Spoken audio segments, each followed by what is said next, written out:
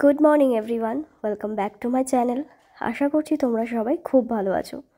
তো প্রথমেই সরি চেয়ে নিচ্ছি আমার গলাটার জন্য। দুদিন থেকে খুবই শরীর খারাপ। তারপর আমি যখন ভয়েস ওভার করছি তখন আমার গায়ে রীতিমতো জ্বর। তবুও ভাবলাম যে ভিডিওটা ফেলে রেখে কী লাভ, একটু যদি ভয়েস ওভারটা করেই দিতে পারি, মানে এডিট কমপ্লিট হয়ে গেছে, শুধু ভয়েস ওভারটা বাকি ছিল। তো ভাবলাম যদি ভয়েস ওভারটা দিয়ে দিই তাহলে তোমরা এই ভিডিওটা কালকে দেখতে পাবে। এমনিতেও ভিডিওটা 2 দিন আগেকার। তো যাই হোক, দেখতেই পাচ্ছ বিয়ের বাজার এখন সবাইকে দেখানো হচ্ছে। জেঠি, বৌদি, ভাই বউ আরও অনেকে ছিল। তো হ্যাঁ, আমাদের বাড়িতে এইরকম আমার না এই জামা কাপড়গুলো দেখানোর সময় ছোটোবেলাকার পুজোর কথা মনে পড়ে যাচ্ছিল। কারণ পুজোর সময় যখন আমরা বাজার করে নিয়ে আসতাম, এইরকম সবাই সবার বাড়ি গিয়ে পুজোর বাজার কে কী করেছে সেটা দেখা হতো। বেশ আনন্দ সহকারে মজা নিয়ে দেখতাম। এমনিতে পুজোর বাজারটা আমাদের পাড়ার সবার হয়ে যাওয়ার পর আমাদের বাড়ি লাস্টে হতো, মানে ওই ষষ্ঠী সপ্তমীর দিন। তো এটা ভালো হতো আমার, যে সবার দেখে নিতাম কে কী জামা কিনেছে, তারপর বাজারে গিয়ে সবার থেকে ভালো জামাটা নিয়ে আসতাম। আজকে হচ্ছে 11 তারিখ আর এখন বিকেল 5টা। তো আজকের ব্লগটা এখন থেকেই শুরু করছি। তো সকাল থেকে সেরকম কোনো ভিডিও শুরু করা হয়নি, কারণ সকাল থেকে ওই হসপিটাল যাওয়া, তারপর বাড়ি আসা, এই আরও ছোটোখাটো অনেক টুকটাক কাজ করতে করতে ভিডিও অন করার আমি সময় পাইনি। হ্যাঁ, সকালে হসপিটালে যাওয়ার কারণ, আমার মেইন কারণ ছিল আমার ওই প্রবলেমটা, তোমাদের যেটা বললাম। আজকে তো হসপিটাল থেকে ডাক্তার দেখিয়ে আসলাম, ওষুধও খেয়েছি, বাট এখন পর্যন্ত কমার কোনো নাম নেই, মনে হচ্ছে আরও বেশি হচ্ছে। আমি বুঝতে পারছি না কী করব। তো এখন আমার মা আমার জন্য একটা আয়ুর্বেদিক ওষুধ বানাচ্ছে বাড়িতে, দাঁড়াও বলছি। সেটা হচ্ছে মা জেঠিকে বলেছিল, তো জেঠি মাকে আবার বললো যে ওই দুব্বো ঘাস যেগুলো হয়, ওই দুব্বো ঘাস দিয়ে আর আখের গুড় দিয়ে ইয়ে করে খেতে, পেস্ট করে খেতে। তো মা ওইদিকে দুব্বো ঘাস বাড়ছে, আর থেকে দুব্বো ঘাস তুলে নিয়ে এসছে। এখন এগুলো বেটে রস বের করলো, দিয়ে রসটা গুলে খেতে হবে, তাই তো? হ্যাঁ, তাই আমি ওটাই বলতে যাচ্ছিলাম যে আমাকে আর কত কিসের রস বানিয়ে খেতে হবে। ছোটবেলায় যখন আমার জন্ডিস হয়েছিল তখন ওই হলুদ বেটে হলুদের রসের সাথে আখের গুড়, তাই না মা? হ্যাঁ, আখের গুড় ওই ছোটবেলায় ওইরকম হলুদের রস খাইয়েছিলাম বলে আমার গায়ের রংটা একটু হয়েছে, কারণ ছোটবেলায় যা কালো ছিলাম আমি। এখনো খেতে হবে, খাওয়া হয় না। হ্যাঁ, জন্ডিস হওয়ার সময় হ্যাঁ অনেক পরিমাণে খাওয়া হয়েছিল।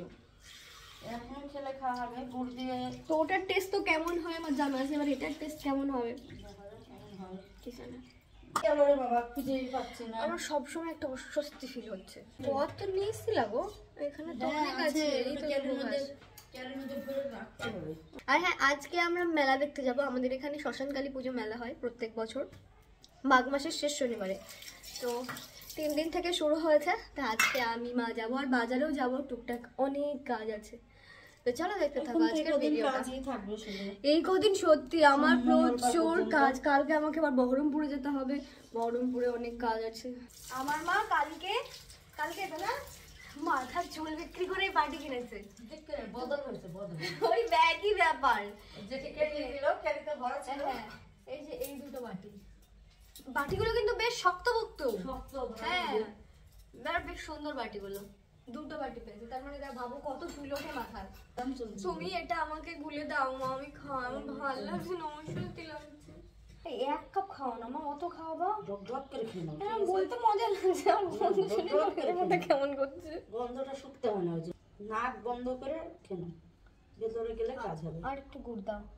একটু বেশি করে গুড় দিলে তাও খাওয়া যাবে। ঠিক আছে,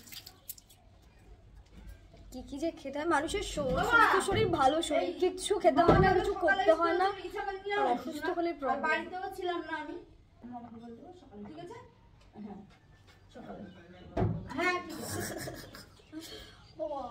ও মা ওরম করে না, বকবক করে ঘাসের রস। আর যদি কিছু এমনিতে ভালো মানুষের খাওয়া ভালো গো, ভালো মানুষেরও খাওয়া ভালো, কিন্তু আমরা খাই না। আজকে যেমন মোবাইলে দেখছিলাম কি আমি ওই ঢুকে পারবো না। এটা তো গুড় কলাই, তুমি খেয়ে নাও। তুমি 1 বাটি দিয়েছো, ওটা 2 কাপ হবে, বুঝতে পারছো? 1 কাপ দেবো। যেটা পিঠে দিয়ে গেছে, আবার পিঠে তো হয়নি, দিয়ে তো আবার সেটা করে আবার এই গুঁড়ো চালের মধ্যে ছিল হয়েছে?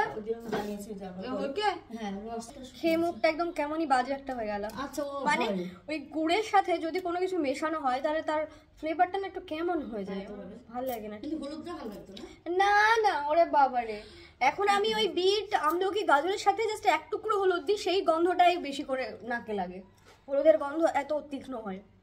তো যাই হোক, কিছু করার নেই, শরীরটাকে সুস্থ করার জন্য খেতে হবে। তো একটু পরে আমরা আবার বেরোবো।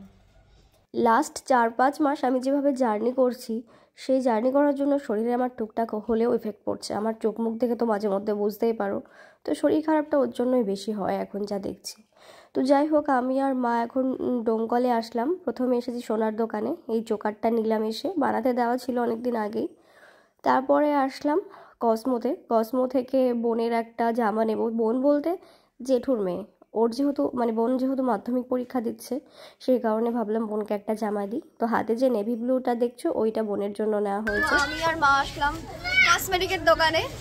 কিছু দু একটা জিনিস বাকি ছিল, যেমন চুল, কোমর বন্ধনী, পলা বিশেষ করে।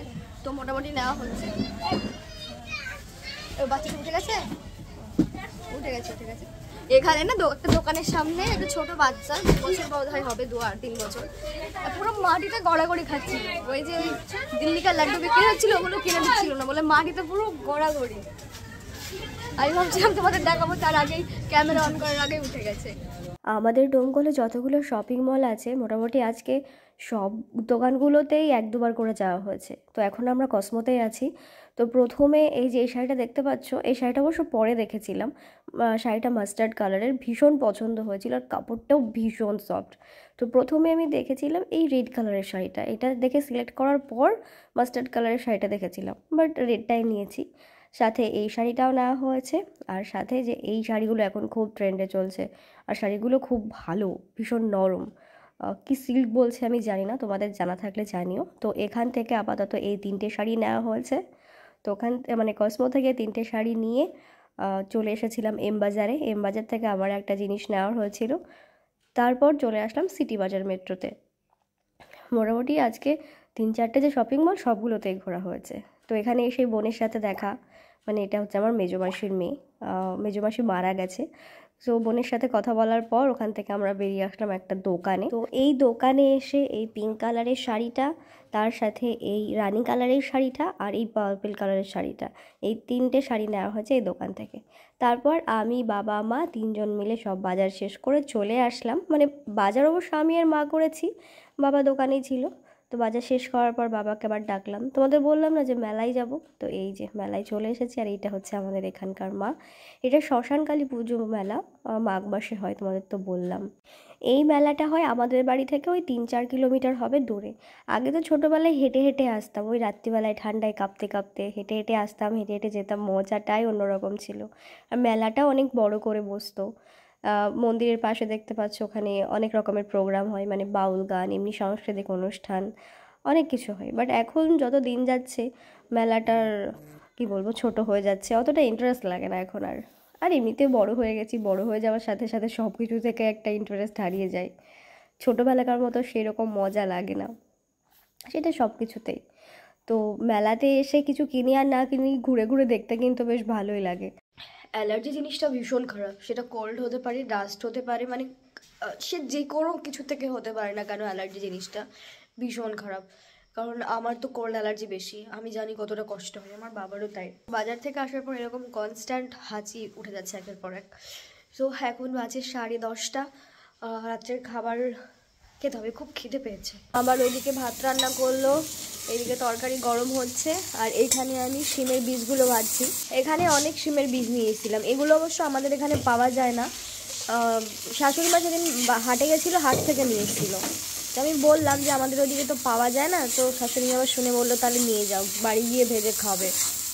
আজকে হচ্ছে পরের দিন দুপুরবেলা বললেও ভুল হবে, 3টে বেজে গেছে, কিন্তু এখন 3টে নাগাদ দুপুরই বলা চলে, কারণ এত পরিমাণে রোদ গরম পড়ে, শুরু হয়ে গেছে রোদ পড়া। তো কালকে তো ভিডিওটা শেষ করা হয়েছিল না। ইনফ্যাক্ট আমার চোখ মুখ দেখে বুঝতে পারছো, গলা শুনে বুঝতে পারছো আমার শরীর কতটা খারাপ। হ্যাঁ, কালকে রাত্রে অনেক শরীর খারাপ হয়ে গেছিলো, রাত্রে আমি ঠিকঠাক করে ঘুমোতে পারিনি। এমনিতে ওই প্রবলেমটা ছিল, তো ওই প্রবলেমটা একটু কমেছে মনে হচ্ছে, কিন্তু এদিকে ঠান্ডা লাগা শুরু হয়ে গেছে। এই একসাথে এতগুলো শরীর খারাপ যদি হয়ে যায় না, মানে অস্বস্তিকর ব্যাপার। সুস্থ শরীর থাকলে কত ভালো লাগে বলো। মানে কালকে এত পরিমাণে হাঁচি উঠছিল আর নাক দিয়ে জল বেরোচ্ছিল, আমি ভিডিওটা যে শেষ করব সেই পরিস্থিতিতেও ছিলাম না। তো ভাবলাম যে ঠিক আছে ছেড়ে দাও, কালকে ভিডিওটা শেষ করব। তো সকাল থেকে আমি ভিডিওটা শুরুই করতে পারিনি, শুয়েই ছিলাম। আর রোদ্রে বসেছিলাম, মানে এত রোদের তেজ, তা মনে হচ্ছে রোদ্রে বসে থাকি। আর আমাদের বাড়ির এমন অবস্থা, ঘরের মধ্যে থাকলে মানে বাড়ির মধ্যে থাকলে ঠান্ডা লাগে, আর বাড়ির বাইরে গেলে গরম লাগে। আমাদের বাড়িতে একটু যেহেতু রোদ টোকে না, ঠান্ডাটা বেশি। কিছুক্ষণ আগে স্নান করে আমি ছাদে আসলাম, ভাবলাম ভিডিওটা শেষ করে দিই। তো যাই হোক, চলো আজকের ভিডিওটা এ পর্যন্ত শেষ করছি। সবাই ভালো থেকো, সুস্থ থেকো, সাবধানে থেকো। দেখা হচ্ছে তোমাদের সাথে নেক্সট কোনো আরেকটা ভ্লগে।